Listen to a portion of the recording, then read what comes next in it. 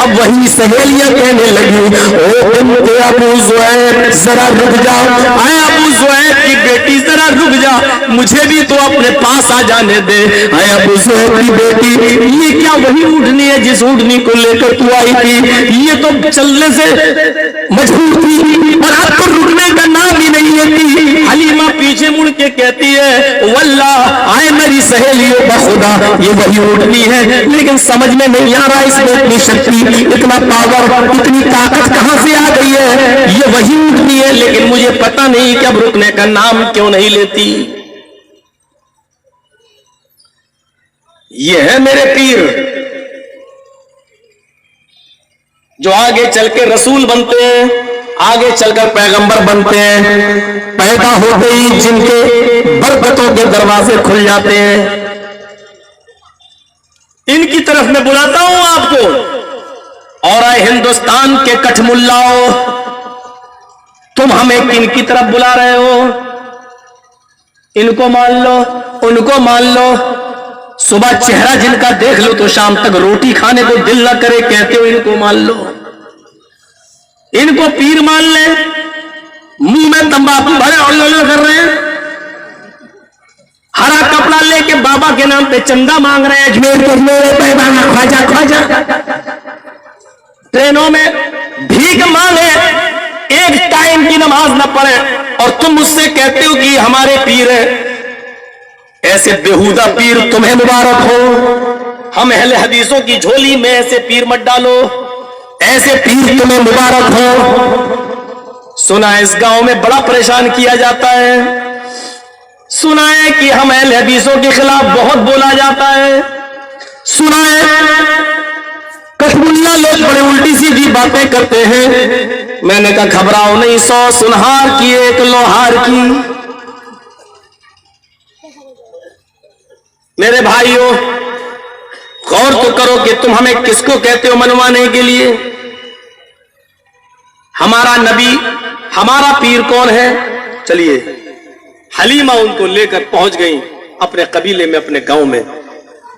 वो हलीमा की बकरी जो मरियल हो चुकी थी, मरियल बड़ी मुश्किल से थोड़ा सा दूध देती थी।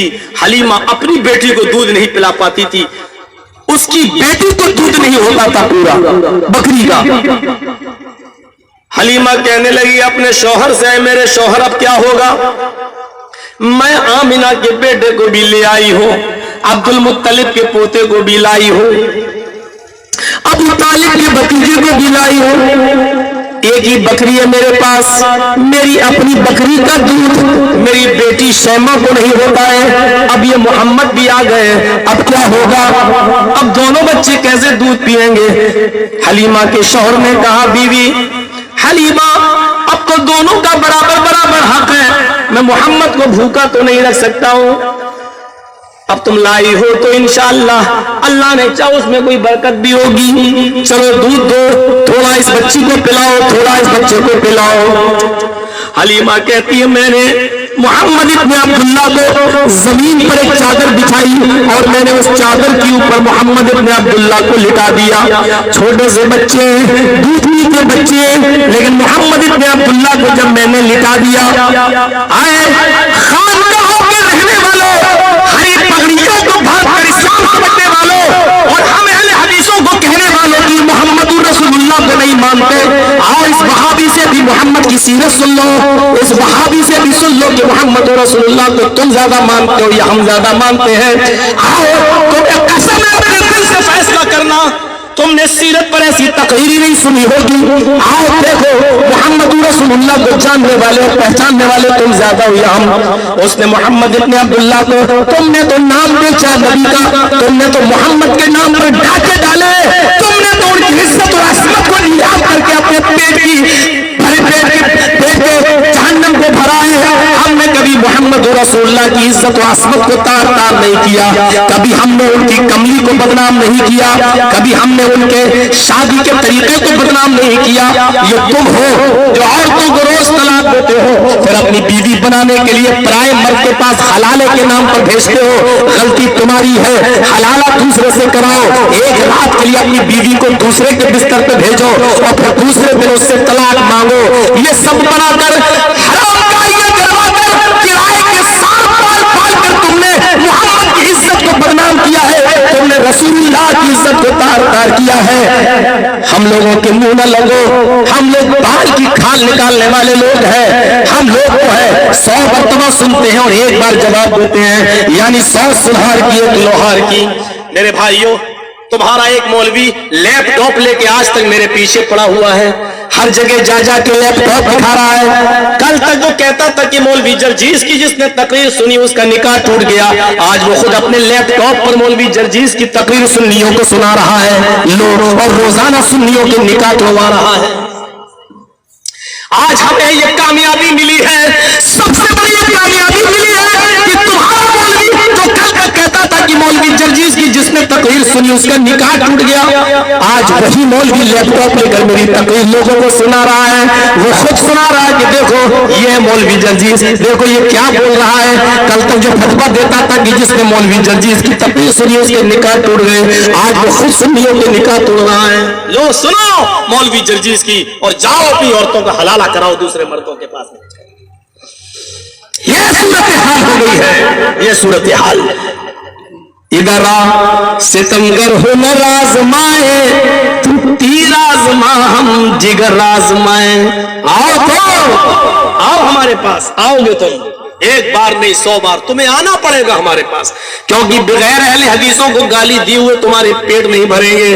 तुम्हें तुम्हारी आवाम उस वक्त तक पैसा नहीं देगी जब तक कि तुम अहले हदीसों को गाली नहीं दोगे, इन्हें काफिर नहीं कहोगे, इनको जहन्नमी नहीं कहोगे, तब तक तुम्हारे न पीछे चलेंगे, न 10 में, न 20 में, न 40 में। तुम्हें आना ही पड़ेगा हमारे पास, चाहे गालियां देने आओ, लेकिन आना पड़ेगा, तुम्हें बुरा कहना ही पड़ेगा हमें। और तुम्हारी गालियों को सुनकर मैं तो इतना ही कहता हूं कि कितने शीरी है लब तेरे रकीब। मैं गालियां सुखा के भी बेमजा ना हुआ, मैं गालियां खा के भी बेमजा नहीं हुआ। तुम्हारी गालियां भी हमें अमृत लगती है, तुम्हारी गालियां भी हमें बड़ी मीठी लगती है। तुम पान जो खाते हो मुलेठी वाला, इसलिए तुम्हारे मुंह की गालियां भी हमें बड़ी अच्छी लगती है। सुनो, हलीमा ने उस बच्चे को जमीन के ऊपर लिटा दिया, पानी से बर्तन को धोया और उस बर्तन को लेके उस मरी हुई बकरी के पास चली गई। मरियल बकरी जिसके अंदर कोई ताकत नहीं रही थी, हड्डियों का गूदा निकल चुका था, थोड़ा सा 2-4 घूंट दूध देती थी, लेकिन वो बकरी जैसे हलीमा ने पानी उसके थन पे मारा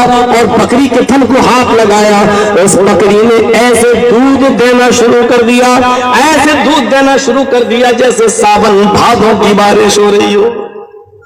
पूरा बर्तन भर गया। हलीमा बकरी को देखती, बर्तन देखती, कभी से ऐसा नहीं हुआ, आज कैसे? ऊंटनी को देखती है, ये वही ऊंटनी है जो जाते वक्त परेशान कर रही थी, आते वक्त बड़ी अच्छी हो गई। बकरी को देखती है जो मरियल है लेकिन अब दूध दे रही, कहने लगी मेरे शौहर बखुदा मुझे इस बच्चे में बरकत नजर आ रही है, बखुदा इस बच्चे की बरकत से मुझे ये सब मिल रहा है। मेरे पीर वो हैं बचपन में भी जिसके यहां गए तो दे के आए, और तेरा पीर वो है जिसके घर जाए लूट के ले जाए। मरने के बाद भी उस वक्त तक बेटा बेटी न दे जब तक के चादर न चढ़ाओ। बाबा ये चादर, और साफ कह दो मेरा पीर देने वाला, तेरा पीर लेने वाला, और साफ कह दो मेरा पीर दाता, तेरा पीर लूटे, मेरा पीर देने वाला, तेरा पीर डाकू, मेरा पीर लोगों को अपनी बरकतों से नवाजने वाला, तेरा पीर मुरीदों की खाल नोचने वाला। तुझे तेरे पीर मुबारक, मुझे मेरा पीर मुबारक, ये तो अपनी अपनी किस्मत है, रोते क्यों हो? अपनी अपनी किस्मत पे जलते क्यों? हमें ये पीर मिला, तुम्हें वो पीर मिला, हमें देने वाला मिला, तुझे लेने वाला मिला। ओ सुन्नियों, हमसे जलते क्यों? अपनी अपनी किस्मत है, ये मेरी किस्मत है, वो तेरी किस्मत है। हम अपनी किस्मत में खुश हो, तू अपनी किस्मत में खुश हो जा। और तुम्हारे पास पीर है ही कहां? और इतने बैठे मौलवी, आज तुम्हें पीर बताता हूं, तुम्हारे पास पीर भी नहीं है। सबसे बड़ा पीर जानते हो कौन है? अब्दुल कादिर जिलानी, जिनको तुम क्या कहते हो? गौसे पाक। जानते हो ये पीर किसका है? चोरी की हो तुम। ये अहले हदीस थे। अपने मौलवियों से पूछ लेना, उनकी किताब बुनियतुत तालिबीन है या नहीं। अब्दुल कादिर जिलानी जब नमाज पढ़ते थे, अल्लाहु अकबर कहकर अपने सीने पर हाथ बांधा करते थे। सुन्नियों सुन लो, तुम्हारा पीर अब्दुल कादिर जिलानी सीने पे हाथ बांधा करते थे। रुकू में जाते थे तो रफुल यदैन किया करते थे, रुकू से उठते थे तो रफुल यदैन किया करते थे। इमाम के पीछे सूरह फातिहा पढ़ा करते थे। जब वो कहते थे गैरिल मग़दूबि अलैहिम वलद्दाल्लीन, तो बड़े पीर साहब अब्दुल कादिर जिलानी जोर से आमीन बोला करते थे। ये मैं नहीं कह रहा हूं, अपने मौलवी से पूछ, उनकी किताब में लिखा है कि नहीं लिखा। बुनियतुत तालिबीन के अंदर हवाला गलत हो, गर्दन कटाने के लिए तैयार, और अगर सही हो तो तू भी आमीन बोलने वाला बन जा, तू भी सीने पर नियत बांधने वाला बन जा, तू भी रफ़ुल यदैन करने वाला बन जा। जब तेरा पीर ऐसा कर रहा है तो तू क्यों नहीं कर रहा है? सिर्फ 11वीं की डेट खाएगा उनके नाम पर, बस सिर्फ बिरयानी खाएगा उनके नाम पर, नमाज उनकी तरह नहीं पढ़ेगा तू। ये कैसा इंसाफ है? खाने में सबसे आगे और नमाज पढ़ने की बारी आए तो सबसे पीछे। और सुनो सुन्नियों, आज तक मैंने इतना नहीं ललकारा जो आज मैं ललकार रहा हूं तुम्हें, रब्बे काबा की कसम। मौलवी जर्जीज को सुबह का सूरज देख ले नसीब न हो, अल्लाह तेरी अदालत में मैं अपना मुकदमा पेश कर रहा हूं। अल्लाह तू सच्चा फैसला करने वाला, घर में झूठ बोल रहा हूं। बड़े पीर साहब आमीन बोला करते थे। बड़े पीर साहब अब्दुल कादिर जिलानी सीने पे नियत बांधा करते थे। बड़े पीर साहब रफ़ुल यदैन किया करते थे। बड़े पीर साहब जनाजे की नमाज में भी सूरह फातिहा पढ़ा करते थे। अल्हम्दुलिल्लाह रब्बिल आलमीन अर्रहमानिर रहीम मालिक यौमिद्दीन। सुन्नियों, तुम्हें तो पीर भी नहीं मिला तुम्हारा, तुमने तो पीर भी लिया तो हम अहले हदीसों का पीर ले लिया है। तुम तो इतने गरीब हो, तुम तो इतने फकीर हो, तुम तो इतने कल्लाश हो कि तुम्हें तुम्हारे खानवाने में तुम्हें पीर भी नहीं मिला। तुमने पीर भी लिया तो अहले हदीस पीर लिया, तुमने हमसे हमारा पीर ले लिया, तुमने हमसे हमारा बाबा ले लिया। जो तुम्हें तुम्हारे खानवाने में नहीं मिला, तुम्हें बाबा भी मिला तो अहले हदीस का बाबा। और जानते हो तुम्हारे बाबा ने क्या कहा है? तुम्हारे उस पीर ने क्या कहा है? तुम्हारे पीर ने बुनियतुत तालिबीन में लिखा है कि 72 फिरके होंगे। उम्मत मोहम्मदिया बनी इसराइल में 72 थे, मेरी उम्मत में अल्लाह के नबी ने कहा कि 72। तुम्हारे पीर ने क्या कहा? बुनियतुत तालिबीन को मुसलमानों 72 फिरके जहन्नमी, एक जन्नती। क्या लिखा अब्दुल कादिर जिलानी ने? और डंके की चोट पर कह रहा हूं, ऐलान करके कह रहा हूं, पीर के पीछे नहीं, तुम्हारा मदरसा यहां मौजूद है, तुम्हारे मुल्ले मौजूद है, तुम्हारे मौलवी मौजूद है। लिखो, बड़े पीर साहब ने कहा है 72 फिरके जहन्नमी, एक जन्नती। पूछा गया अब्दुल कादिर जिलानी से, कौन सा फिरका जन्नती? कहने लगे हो मसहाबुल हदीस, जन्नत में जाने वाले अहले हदीस होंगे। कौन कह रहा है? बड़े पीर साहब। है उनके नाम पर 11वीं की डेट खाने वालों, क्या कहा है बड़े पीर साहब ने? 72 जहन्नमी, एक जन्नती। जन्नत में जाने वाला कौन? कहने लगे अहले हदीस। पूछा गया बिदअतियों की पहचान क्या है?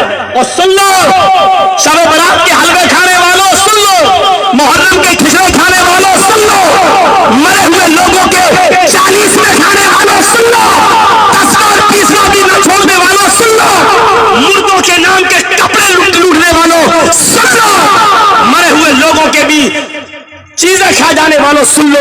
बड़े पीर साहब से पूछा गया बिदअतियों की पहचान क्या है? कहने लगे बिदअतियों की बहुत पहचाने हैं, बहुत पहचान है। कहा एक तो बता दो। कहा सबसे बड़ी पहचान बता देता हूं। कहा एक पहचान बता देता हूं, सबसे बड़ी पहचान बता देता हूं। कहा बताओ। बड़े पीर साहब ने अब्दुल कादिर जिलानी ने क्या कहा? बिदअतियों की सबसे बड़ी पहचान यह है कि वो अहले हदीस को देखकर जलता होगा। बड़े पीर साहब ने क्या बताया? बिदअतियों की सबसे बड़ी पहचान क्या है? अहले हदीस को देखकर जलता होगा। अहले हदीस को देखकर जलने वाले कौन है? फैसला कर लो। बड़े पीर साहब कहते हैं ये बिदअती है। तुम हमसे कहते हो बड़े पीर को नहीं मानते, तुम्हारे पास पीर है ही कहां? तुमने तो हमारा पीर ले लिया। तुम तो गरीब हो, कल्लाश हो, मुफलिस हो, फकीर हो, तुम्हें तो पीर भी नहीं मिला तुम्हारे घराने में, तुमने हमसे हमारा पीर ले लिया। लेकिन ले जाओ, शायद कल सुधर जाओ। क्यों? क्योंकि हमारा पीर सबसे बड़ा पीर वो है जिसको हम जनाबे मोहम्मद रसूलुल्लाह सल्लल्लाहु अलैहि वसल्लम के नाम से जानते हैं। वो बचपन में ही जिसके घर में गया बकरी दूध देने लगी, वो जिसकी माँ हलीमा उस बच्चे को लेकर ऊँटनी पर बैठी तो ऊँटनी भी हवा से बातें करने लगी। और सुनो, जब 4 साल के हुए चलने के लायक हो गए, अपनी बहन शैमा के साथ जंगल में चले गए बकरियां चराने के लिए। वहां हजरत जिब्रील, वहां एक फरिश्ता इंसानी शक्ल में आता है।